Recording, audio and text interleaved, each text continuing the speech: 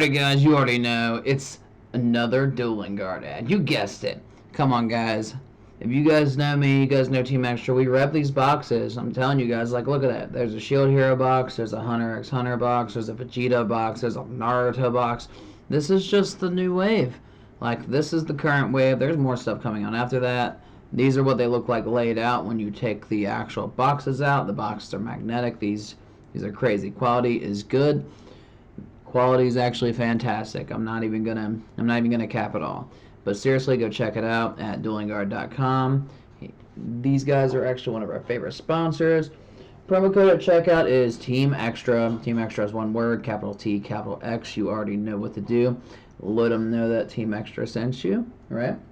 You already know. I mean, again, look at that Vegeta box. Like, this box goes crazy. Goes crazy into the paint, guys. You guys already know how that is. Go check them out today. Alright guys, how's it going? It's Mr. Extra with Team Extra, you already know. So as you see up here, I have some goblin stuff up here for you guys. Let me just minimize this a little bit, put this over here. We got some goblin stuff in the works, guys. We got some goblin stuff in the works. So you already know, we are for the goblin hype. This goblin cards are crazy. They may not be good now, but they're definitely good with stuff. So I'm going to go over the list of stuff that I got for you guys. I've actually been getting requested for this quite a bit. So let's see. We'll go over, this is Goblin Therions, right? So I do play the Horus package and all the Goblin stuff because the Horus package, you know, it gives us access to XYZs that are pretty good generic rank 8s. Let's go with like Photon Lord and Sargus here, for example. And Zombie Vampire just to help, right? So anyways, here is the current list. This is the updated list, actually. I was playing 45, we're playing 42 now. So we'll go as follows. And plus, Therions are pretty good with Goblins in my opinion because, again, you get ring hit plays, you get your Regulus, you get your Coliseum Protection. It comes up. And you can see we're also doing the rollback Maikashi a lot because, I mean, it's free at the end of the day, guys, right? And Goblins are really good for making this. So I'll go over this list as follows. I have, as you see, like 5 different versions of Goblins right now, except for I do not have my Phantom Knight Goblin list on here because, honestly, it just wasn't that good. Like, yeah, Fogblade, sure. It wasn't great. Like, you get more mileage out of just playing other rank 3, well, other level 3 toolboxes, right? So we got the Setis, we got the Regulus, we got the other brick right here. We are running the Dwamatev too because why not? We got our Lilith Brea, our Empress, because Empress is crazy, believe it or not. We're running 2 Doug. Doug could easily be at 3 here. It just depends on ratios. I only have 2 Dougs here. But, I mean, hey, if it works, it works. Splitter's pretty good. Goblin ratios are pretty standard. So, Doug could be 3, but we go 2, 2, 2 for Boom. 1 for Mean Merciless. And then we have our Terror Top package with the 2 Terror Tops and the Speedroid monster that you're searching with it, right?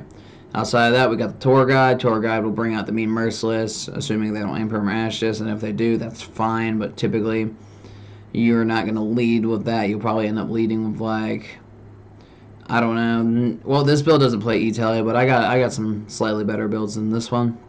Lineups Astral. We're not playing Imperm because sometimes you do, sometimes you don't.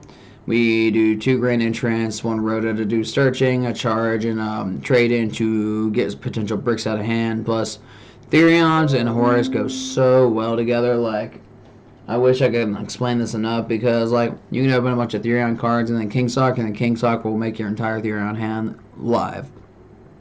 So you're running the 2 Grand Bash because Grand Bash actually helps get you into your Beatrice or your Crazy Beast, or, I mean, you're mainly trying to get in the Beatrice or Lars.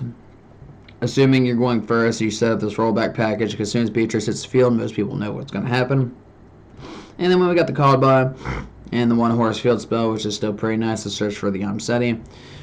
Extra deck is same old, same old. We got the Zeus Typhon for, like, Zeus Typhon package. Our rank 8s is going to be Zombie Vampire, Sargus, and Photon Lord. Now, Zombie Vampire is both good and bad to do this format. I only recommend, if you're doing a Zombie Vampire, is if you absolutely have to, so you really need the resources, you know you're going to dump something, which typically, most of the time you do, like, it's usually very profitable. But if you're playing against, like, Voice's Voice or I don't know, Snake Eye Fire King. Snake Eye Fire King gets pretty good mileage too out of Zombie Vampire because you kind of load the grave. But if you can set up the Makashi lock, it doesn't really matter, you know. Alright. And then, you know, Lars, the Shore King, try to do an OTK, Tugabunga. The other biker that is a XYZ is OCG exclusive right now. Gossip Shadow, which you'll set up very early to stop Nib, Droll, whichever, because you can get into this without drolling, or without searching, actually. Your hand just has to be relatively good, or you can just open like Doug and then Mock, or Doug and Merciless. I mean, Doug will get you hit with Droll realistically, but if you're not trying to do anything like that, you can just open like Merciless and then another name and boom boom special 2. Terratop here would do the same thing too, but Terratop also searches. And then we got the IP, we got the little knight and standard stuff. Now the extra deck, well, the side deck is kind of weird. The side deck for this version's not been as refined as like the one I currently play in person.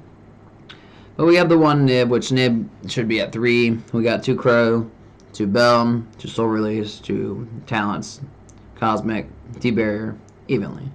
Not too bad for that list. Let's go look at the next one. So I want to show you guys the Pride Goblins. This is the one I'm actually playing in person right now. This list is wild. This trap card sucks. It's a slow imperm, guys. Don't play it. I've been testing. I want this card to be good. It's just not. It's just not. Promise. It's not. Anyways, Horus package, yada yada, same stuff. Gold Pride package is a little bit different for this. All the Goblin ratios are still the same. We're doing Terratop, we're doing Tour Guide as well. But Tour Guide has 2 targets to throw out this time. Tour Guide can bring out me Merciless, or it can bring out Captain Carry, because Captain Carry is a fiend. Now, you have to be a little finicky about how you do your Gold Pride stuff in this build. We also have the Kagemusha Knight, because he can chain block your Doug, for example. So Doug 1, Kagemusha Knight 2, the chain block that Ash Blossom. We are playing an E-Tele package on this one to do Ghost Ogres. We are also playing Instant Fusion and a Ready Fusion, because we get Instant Fusion into Fusionist or Ready Fusion into Sandwich, which either way, that kind of helps us push our lines. We are not running my Akashi Lock in this, but we're probably going to. So, all you'd have to do is cut this, slap in a rollback, slap in the Maikashi Trap, and then probably, let's say, because we're playing Draco Future, Star Leon's supposed to be Coral Dragon, guys. We can go ahead and fix that real quick, because this list is wild. This is the one that I've been playing pretty recently, but we could probably just, I don't know, we can either cut Downerd or cut one of the fusion targets to put Beatrice. Doesn't matter. It's pretty good. Ghost Ogre, ironically, no, it's been pretty good. Like, as a hand trap itself, you tell it to the field, just leave it on the field for a potential threat if you're going second. Been wild. You're going to need Called by this deck, unfortunately. You do quite a bit of searching, and if you can get into your Gossip Shadow early, you're not really worried about Nib, whatever. You can play through Ash, you can play through Droll, it just depends on your hand, like anything else. So let me explain like the Gold Pride lock. So Gold Pride does do a couple of Gold Pride locks that you need to avoid if you're playing this build. Because Gold Pride monsters, we are doing 2 Carry, we're doing 2 Leon, we're doing a Nitro Head, and then we are doing 2 Better Luck Next Time for the main, right? And then obviously Horus cards, as you see right here.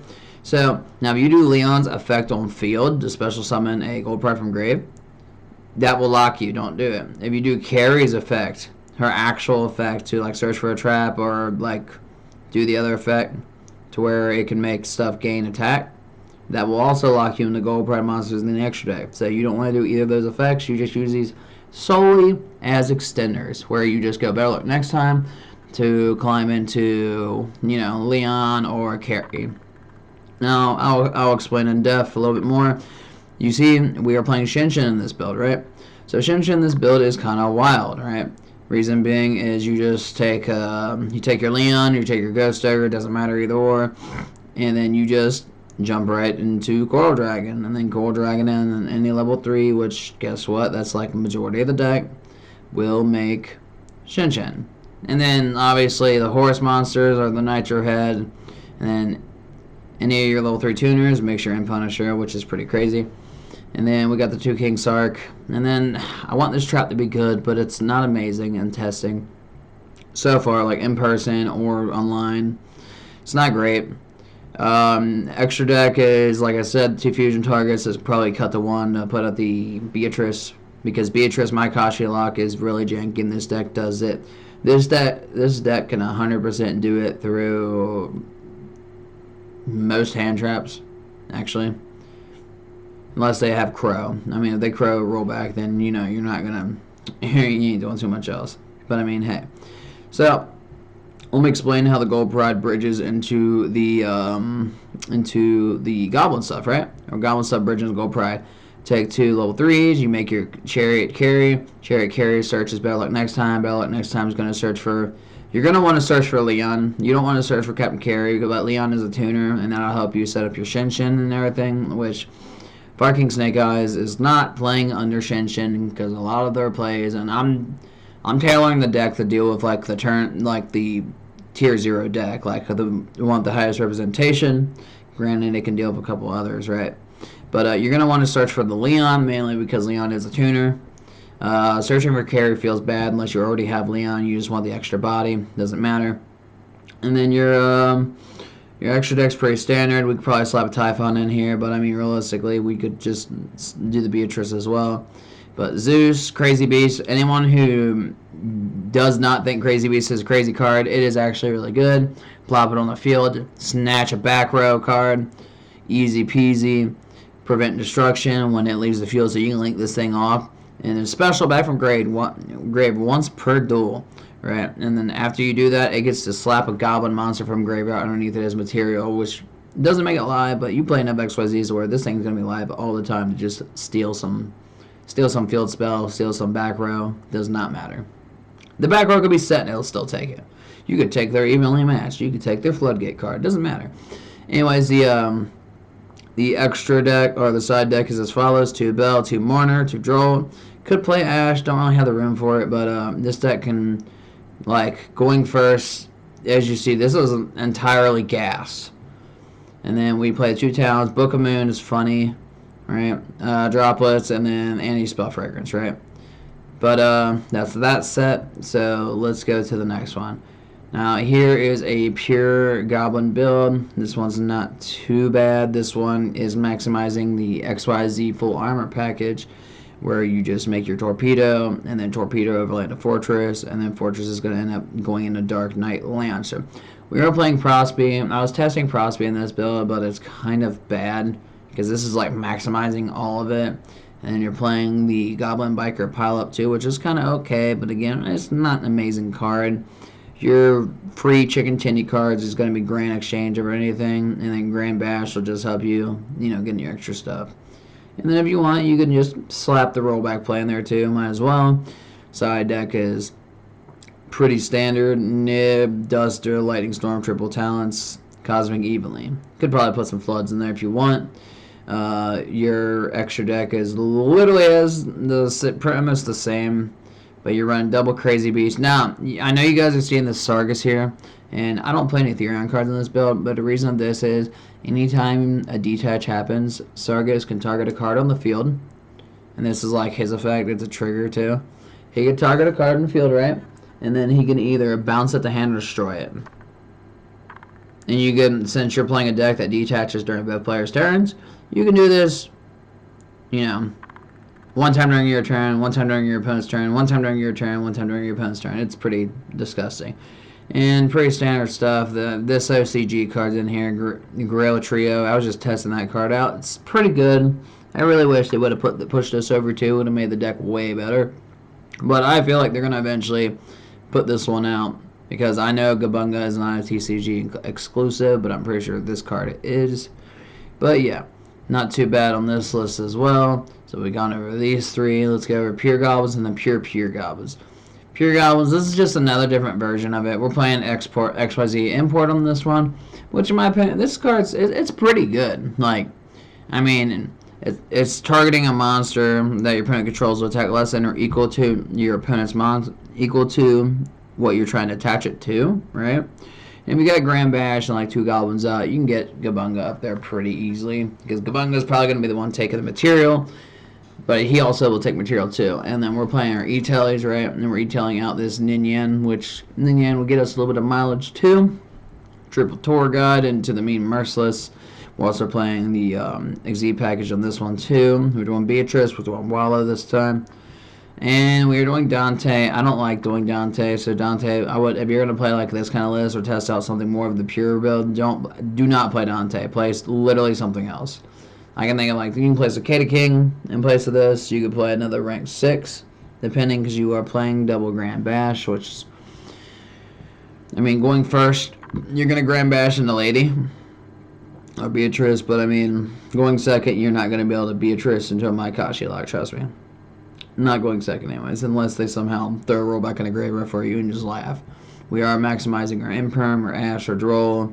We have the call by for some free insurance, and then Nib, Bell, Crow, Cyclone, Cyclone, and Evilly in the side. Not too bad. This list is alright. I mean, I actually like the Gold Pride one more than anything else so far. Granted, the Therion build, if you're trying to build big chunky board, big chunky board, like my previous list, the last one before I changed this one up, is you're making Baron, you're doing all kinds of wild stuff. So here's the pure build. Right, this is another pure build. This is my last one to showcase for right now. I'm working on another one right now too that I have not put up on the simulator yet. And yeah, I mean, we're gonna keep cooking it, guys. Like, I don't even know what to say. So the ratios for goblins is a little bit different on this one. Triple Doug. We are playing the tracker and the wielder on this one. We are playing the e-tailies to go tracker or wielder, or we get our ghost ogre. Triple tour guide into the Sangan, which could search this Droll right here if we're trying to be funny as hell. Which, I mean, we could be, right? I mean, right? And then we're playing the Terror Top package, another rank 3 chicken tendies, level 3. Alright, I don't know why I keep saying chicken tendies. I'm hungry right now. So, Rhoda, called by, standard stuff here. We're playing the Exceed package too. The extra deck looks pretty almost the same as the last one. And then Utopic Draco Future is still an annoying card because you just put out your stuff, you put out your Beatrice, and then you make this Draco Future to try to protect the Beatrice and be an annoying floodgate. Well, annoying tower monster, actually. But, so, I have a couple of tips and tricks for goblins that I'm going to let you guys know about that I figured out firsthand. And then that is all I got for you guys. So, when you do your goblin plays, depending on, you always want to do Gabunga first. Don't be afraid to try to, because if you run double Gabunga, you're good. Reason why I said don't be afraid to like use up the first one is if you're playing Draco Future, you can use like what I was doing. Let me go back to the Gold Pride build and I'll show you. I can explain a little bit further. So what I would do here is I would make my first Gabunga, right? And then I would use its effect, do its bullshit or whatever. You know, just do that. I end up fucking somehow getting Grand Exchange involved. And then I will make carry afterwards. It's either carry first or Gabunga first, depends on your hand, because like Gabunga gets you in a goblin card, carry will get you into like stuff you need to get in the Gabunga if you haven't already Gabunga'd, right? So, how I make Draco Future here is very simple, because I'll put out like Gossip Shadow and everything. Once Gossip Shadow's out, and then Shin's out and everything, I will take my Chariot Carry and I'll take my Gabunga to make Draco Future, and then after that I typically make another Gabunga, because Gabunga will search for a goblin monster, but I mean, if you're already at that point, most of your graveyard is loaded, and with Shin being out, you don't gotta worry, because Shin will be the most annoying thing for your opponent to probably deal with. But that being said, that's all I got for you guys. Hope you enjoyed the content as always, and thank you for watching.